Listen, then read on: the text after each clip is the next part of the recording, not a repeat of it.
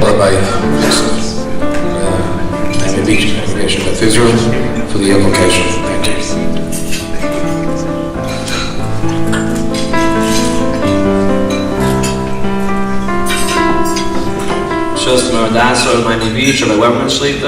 Distinguished guests and honorees, I was asked to invoke. Perhaps the notion of invoking is to invoke thought, so I'd like you to consider this. In general, if you were to look in the Hebrew-English dictionary, the word chesed, which is key to this organization's name, is translated as kindness, an act of kindness. If you do someone a chesed, you do them something that's kind, something that's good, charitable.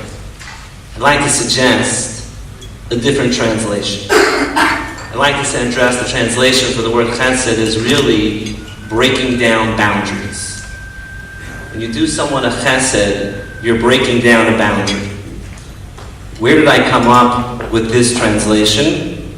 If you take a look in Leviticus chapter 20, in the 17th sentence, Perek Chof, Pasuk Yud Zayin, our Torah tells us that if a person were to take his sister and he were to Ra Ezer Basa, he were to see her in her nakedness. I need not explain what that means. Or if she were to see him in his nakedness, the Torah says, Chesed Hu. Now there's not an English translation in the world that translates that as an act of kindness. If a brother and a sister were to act inappropriately, there's not an English translation in the world that will say that that's an act of kindness. Yet that's the word that the Torah uses. It must mean that the word chesed means to break down boundaries. In the context of the scripture, it's an inappropriate boundary.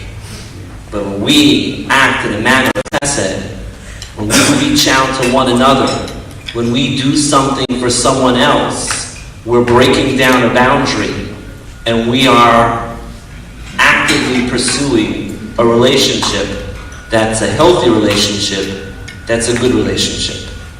A Chesed Shel Emes, a Chesed of truth, is breaking down the highest level boundary and helping someone when they can't even repay that act of kindness. So today we're gathered together to present an award, to return the Chesed, the breaking down of boundaries and the efforts of an individual to push forward. But aren't we all sharing that same type of chesed today? And this is what I want to invoke in everyone's mind. That together as a community, as lay leadership and professional leadership, we always try to do an act of chesed to break down boundaries to help one another. Thank you so much.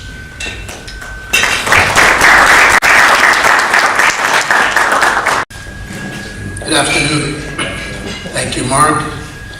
On my way in here, I really thought that I was going to be implementing my training from 2 nights ago, the first job. 2 blocks from here, I saw a body being lowered from a building parking lot in a stretcher. And I stopped getting my supervisor's number as I was instructed to call, but then I noticed there was a dummy and it was a training exercise by the fire rescue. So I was able to come here on time. Distinguished guests, senior rabbis, Rabbi Weberman, in the name of the community and the Chabad South Florida community, I'd like to welcome all those here. Rabbi Rosenberg, the founder of Chesed Shel Emes, Rabbi Berger, Rabbi Glug, new to the Chesed Shel Emes, I was told, and I would like to welcome all those that have come here to introduce this chapter to South Florida. Just to mention a brief concept, it is divine providence that today is the yard site of the Rebbe Maharash, the fourth Chabad Rebbe. He had a very interesting saying, which is extremely appropriate for Chesed Shel Emes. He said in Yiddish, "The Welt sagt, as me kennisch darunter geht men a river. Ich sag lechatchila a river," which means the world says when you encounter an obstacle, go under. You get to a fence, you're trying to get through, crawl under. You can't crawl under, then you go over. He says, no, I say take the high road in the beginning. Go over in the beginning. Chesed Shel Emes requires a little bit of chutzpah, as we heard. It requires a little bit of brazenness to come out and say what's needed to be done. And as we heard before, the concept of chesed is kindness. Rabbi Bixon said, the psalmist David HaMelech says, chesed ve'emes nifgashu. Kindness and truth met. In actuality, kindness and truth are contradictions. Truth is to say something the way it is. That might hurt someone's feelings. When you say something the way it is, you can tell someone something that they don't want to hear. Chesed is kindness. Let's be politically correct. Let's say it in a nice way. Chesed ve'emes nifgashu, when they come together. The Medrash says that refers to Moses and to Aaron, Moshe and Aaron, the first two leaders of the Jewish nation. They combine the qualities of kindness and truth. Sometimes you have to say it the way it is, and sometimes you have to be kind. It depends where you are and in what situation. And from what I've seen from Chesed Shel Emes, this is the organization that the name Chesed and Emes comes together in a very appropriate fashion, an appropriate manner, and I'm honored to be part of this organization, and South Florida is lucky to have you, that you decided to come here and help us out. Thank you very much.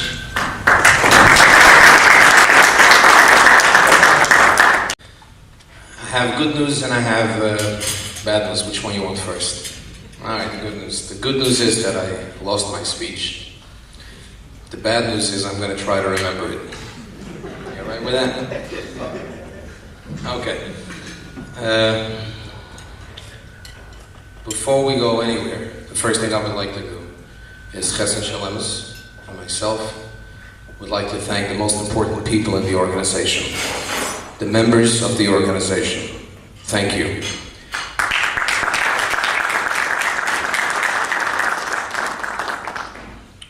Each and every one of you for your commitment, and especially for responding at a moment's notice, not knowing how many hours and how long any job will take, and for dedicating these long hours. Special thanks for the spouses and the family for putting up with them and for taking part in this special mitzvah. Thank you. There was once a huge crowd gathered at a funeral procession to pay their final respects. And following traditional custom, the hearse was pulled up outside the cemetery, and then the casket is carried from the hearse to its final resting place, the grave. So, as this happened, as the crowd was carrying the casket, they towards the gates of the cemetery, they noticed that the gates were partially closed. So as they were pushing and maneuvering their way through the gates, the casket hit the gate.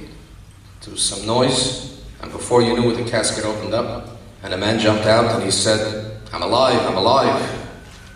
Sounds good, right? In any case, several weeks later, there was another funeral procession following the same custom, and as the crowd was carrying the casket, they noticed that the gates were still partially closed, and as they were getting closer to the entrance, the wife of the deceased screamed out, "Watch the gate, watch the gate."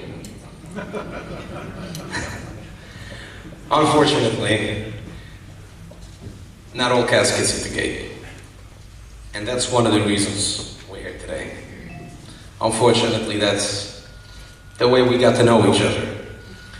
Now we could begin. Good afternoon, ladies and gentlemen, elected officials, medical examiners department, police department, other government agencies, members. I'd like to extend a sincere welcome to all of you for joining us today to this Florida Division Appreciation Luncheon. On behalf of Chesed Shel Emes, it is indeed an honor and privilege to personally welcome you to this momentous affair. You will soon have the pleasure to listening to some interesting observations about the inner workings of Chesed Shel Emes, this wonderful volunteer organization. But first, I wanted to explain something, if I may. There's a legitimate question to be raised. Why do we need liaisons?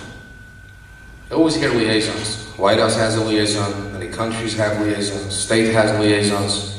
What do we need liaisons for?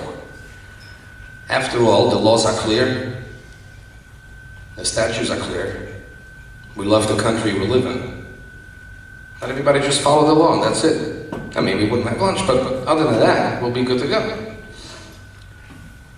I can give you one example why we need liaisons.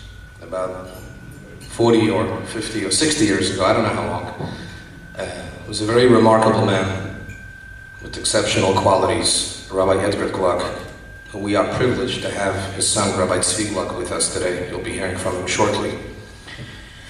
And he went to many government agencies, from medical examiner's office, police department, whoever would listen to him.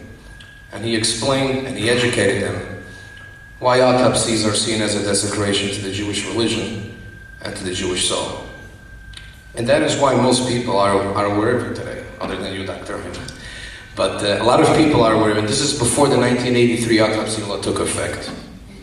He was able to bridge the gap between all different departments, government agencies, and this is why we need liaisons. So the medical examiner, the doctors, but everybody in the office and everybody in the department are well aware and familiar with the customs and rituals. By liaisons providing such critical information, and by keeping the lines of communications between all departments and the Jewish community open, it gives you the ability to help us, and it gives us the ability to help you. So the law and statute are suitable for every religion, and that is why we love the country we live in. With the proper communication, the proper friendship, the proper relationship, proper contact, proper support, we all make this world a better place. I hope today's gathering will be useful and interesting to all. Thank you very much for your attendance. At this time, I'm not done yet, but for now I am. At this time, I would like to call upon Rabbi Tzvi Gluck to do an overview of Chesed Shel Emes. Rabbi Gluck.